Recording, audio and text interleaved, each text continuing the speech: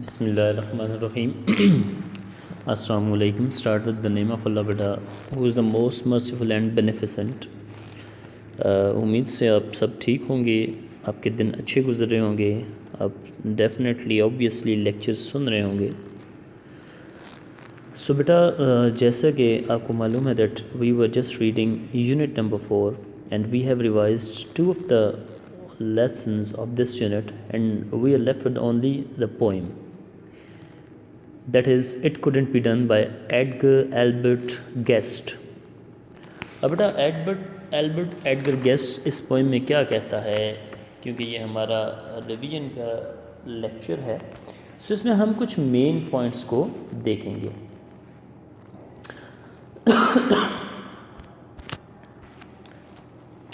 He says it couldn't be done, ऐसा नहीं हो सकता, ऐसा होना नामुमकिन है. Whatever the way you translate it, it's up to you. इसमें बेटा हमें क्या बताता है? सबसे पहले तो we can say that in this beautifully, in this appealing poem which has got 6 quatrains, ठीक है, जिसमें 6 क्वार्ट्रेन्स हैं. It describes a common attitude of the people towards difficult task.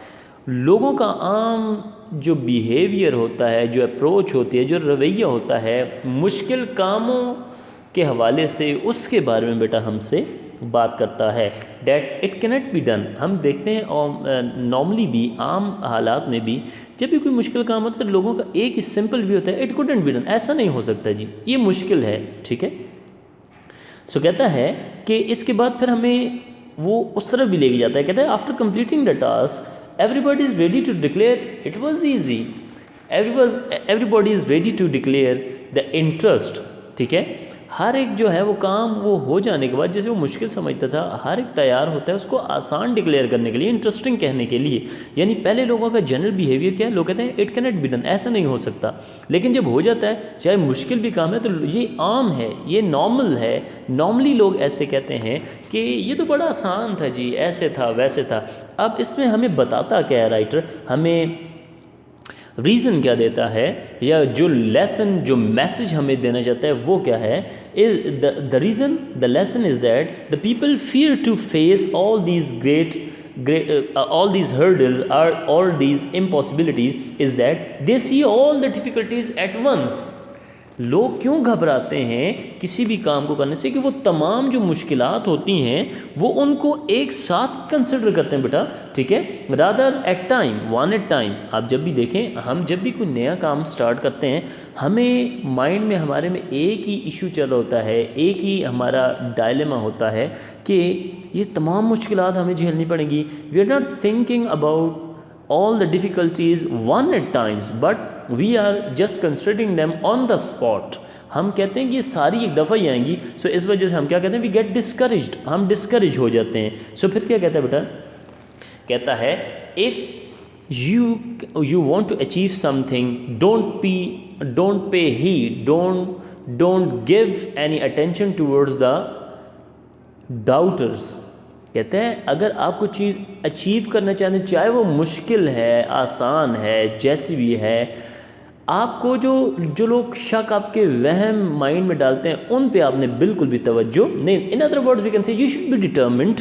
आपको डिटर्मिन्ड होना चाहिए, आपको करेजियस होना चाहिए, आपको आप हौसलामंद हों, ठीक है, ताकि आपको जो डिस्करेजर्स हैं, जो डाउटर्स हैं, जो आपके माइंड में डाउट्स पैदा करते हैं, that it cannot be done, आपको उन पे तवज्जो नहीं देनी. और कहता है हर एक प्रॉब्लम को आप फेस करें एश्योरेंस के साथ, that it can be done, ऐसा हो सकता है, ऐसा इसी सूरत में बेटा पॉसिबल है. When you will have hope, when you will have courage and determination, when you are self motivated. जब आप सेल्फ मोटिवेटेड होंगे, जब आप deep in your heart know that it can be done, I can do it, I can do it, if not someone else, why not I can do it, ठीक है. you should try yourself, then you make a claim that it's a difficult or not, just give a try to it, ठीक है. Writer हमें बताना ही ये चाहता है कि आप कम से कम एक दफ़ा ट्राई तो करें, एक दफ़ा उसको देखें तो सही, आप कोशिश करके, मे बी वो तमाम पॉसिबिलिटीज़ जो आपके लिए हैं वो दूसरों के लिए ना हो, वो तमाम स्किल्स जो उसके रिक्वायर हैं वो आप में है, दूसरों में नहीं है। That's why they are saying it difficult, impossible. Okay, so अब बेटा this was the general perspective, this was the general idea of the poem that the poet Edgar Albert Guest discusses in it. Okay, then further what he, अच्छा अब जाते हैं बेटा stanza wise. Stanza wise वो हमें क्या बताता है? फर्स्ट क्वार्ट्रेन अगर हम देखें, फर्स्ट इसका स्टेंजा देखें तो उसमें हमें वो क्या बताता है? General attitude of the people towards difficult task. ठीक है, उसमें वो क्या कहता है? Somebody said it couldn't be done, किसी ने कहा कि ये नहीं हो सकता। ठीक है, फर्स्ट में हमें क्या बताता है? जनरल एटीट्यूड बताता है लोगों का किसी भी डिफ़िकल्ट टास्क के हवाले से।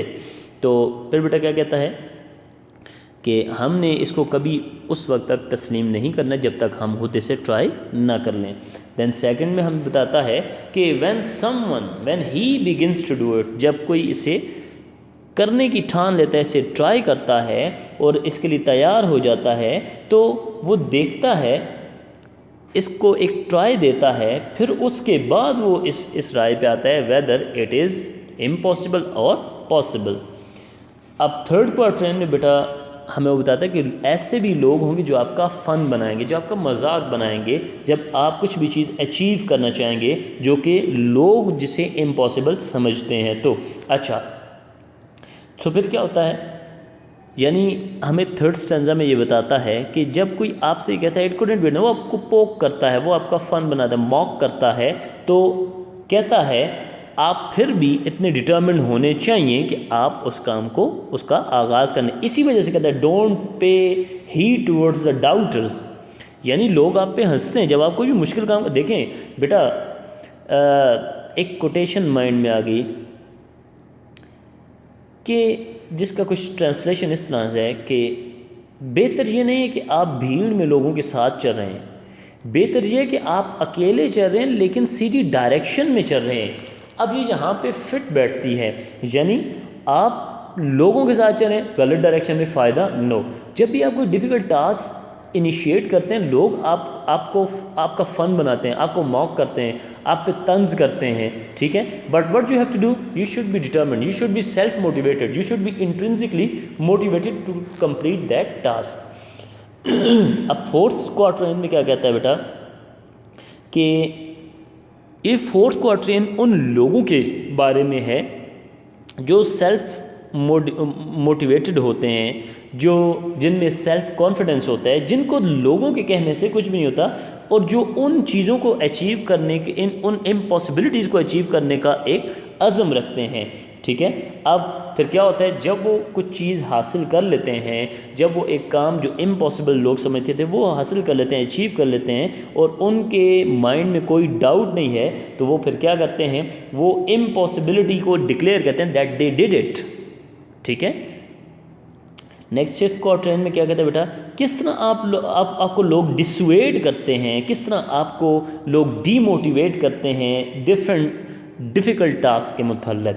फिर उसमें हमें ये बताता है कि हज़ारों लोग ऐसे होते हैं जो हमें डिसुएड करते हैं, परसुएड करने की बजाय, हमें किसी चीज़ के लिए आमादा करने की बजाय वो हमें डिस्करेज करते हैं, हमारी हौसला शिकनी करते हैं। लेकिन बेटा कहता है कि आपको बहुत से लोग ऐसे मिलते हैं जो आपको डेंजर्स के बारे में बताते हैं, that these are the dangers you have to confront while on your way. वो आपको बहुत से हज़ारों ऐसे मसाइल के बारे में बताते हैं कि जिनका आपको सामना करना पड़ेगा अपनी इस अचीवमेंट में। लेकिन लास्ट पे फिर हमें क्या कहते हैं? लास्ट क्वार्ट्रेन में हमें एडवाइज़ करता है, कहते हैं not to listen such sort of people, not to listen such sort of figures. अब क्या कहता है? कहता है यू शुड बी रेडी, आपको कोई भी काम का आगाज़ करना, you should be ready, have a smile on your face. ठीक है, आप बड़े पॉजिटिव एटीट्यूड के साथ कुछ भी आपने काम करना है तो उसका आप इनिशिएटिव ले लें, उसका आप स्टार्ट ले लें। Is it clear? These were the 6 बेटा stanza that we had discussed. अब इसका थीम क्या है? इसकी डिफरेंट थीम्स बनते हैं बेटा। इसमें एक तो ये है कि set goals for you in your life, आप अपने गोल सेट करें। जब आप गोल सेट करेंगे, you have to face the difficulties, you have to face the doubters, ठीक है, you have to face all the ambiguities that people want to create in your mind. They should mock you, वो आपको आपका तंज भी करेंगे। So इसलिए this is important to set goals in your life. इसी वजह से बेटा एक राइटर कहता है ना, tie your self with goals not with the people. जब आप लोगों के साथ अपने आप का शुमार करने लग पड़ेंगे, दैट विल बी नथिंग, आपको कुछ भी वसूल नहीं होगा, आपको कुछ भी नहीं मिलेगा सिवाय किस चीज़ के, सिवाय एक आपकी उस परेशानियों के। नेक्स्ट हमारे पास क्या है, self believe, will power and determination. आपको सेल्फ बिलीव आप पे होना चाहिए, आपकी विल पावर होनी चाहिए किसी भी काम को करने के लिए, या आप डिटर्मिन्ड होने चाहिए, पुख्ता अज़्म होना चाहिए। इसमें हमें ये थीम देता है राइटर। थर्ड क्या है, taking risk in life and facing challenges, ये भी एक थीम हो सकता है। Is it clear? If you have got an ambiguity you may ask मी। अब आते हैं बेटा किस पे, आपके जो फिगरेटिव डिवाइसेस यूज़ होती हैं बेटा, इसमें डिफरेंट फिगरेटिव डिवाइसेस यूज़ करता है। फर्स्ट ऑफ ऑल बेटा सेकंड लाइन में यूज़ करता है, but he with a chuckle replied, chuckle is onomatopoeic word, ठीक है, जैसी इसकी प्रोनाउंसिएशन है वैसी इसकी वॉइस भी है, ये ओनोमेटोपोइक वर्ड है, ठीक है। Onomatopoeia is a figure of device. Then बेटा अगर हम सेकंड उसमें स्टेंजा में जाएं तो हमें वो सेकंड स्टेंजा की फर्स्ट लाइन मिलेगा, बेटा trace of green, this is imagery.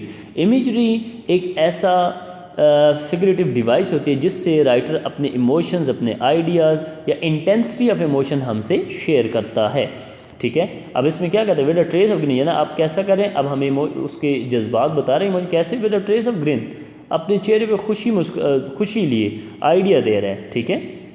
Then बेटा अगर हम नेक्स्ट में जाएं तो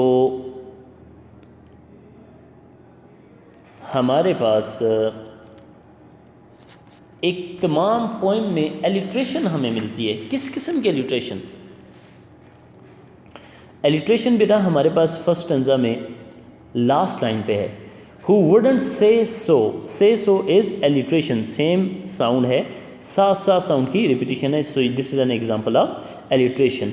इसकी बेटा राइम स्कीम क्या है, फर्स्ट स्टेंजा की है, बल्कि थ्रू आउट दिस स्टेंजा है उनकी ए बी राइम स्कीम इसमें हमें मिलती है, ठीक है।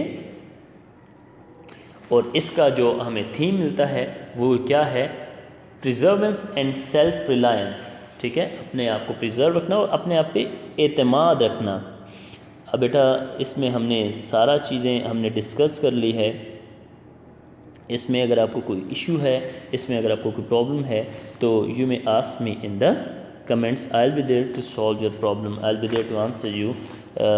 सो एज़ यू नो दैट आपकी नेक्स्ट जो असाइनमेंट है बेटा, आपकी होम असाइनमेंट और ई असेसमेंट, वो आपकी second lesson the man who planted tree से आनी है, उसको भी प्रिपेयर करें। उसमें कोई इशू है तो वो भी आप पूछ सकते हैं। अच्छा, नेक्स्ट लेक्चर तक अपना ख्याल रखिएगा और प्रिपेयर करते रहें। आपकी असाइनमेंट आपने सबमिट करवानी है आके कॉलेज में, और ऑनलाइन MCQs आपने सबमिट करवाने हैं। अल्लाह हाफ़िज़ जी।